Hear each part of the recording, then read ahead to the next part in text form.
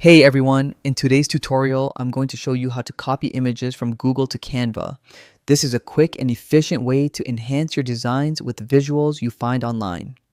First, open your browser and type in the kind of image you're looking for in the Google search bar.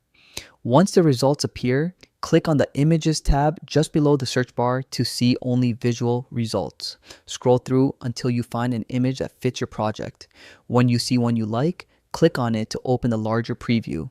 This makes sure you're getting the right image. Now, right-click on the image and choose Copy Image. This saves it temporarily to your clipboard. Next, head over to Canva in a new tab or window.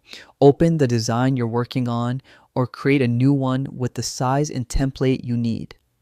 Inside your Canva workspace, right-click on a blank area of your design and select Paste. The image you copied from Google will instantly appear on your canvas. From here, you can resize, reposition, or edit it however you like to fit your design layout. And that's it. You've just copied an image from Google straight into Canva without the extra step of downloading it to your computer. A simple trick that saves time and makes your workflow smoother. Thanks for watching and happy designing.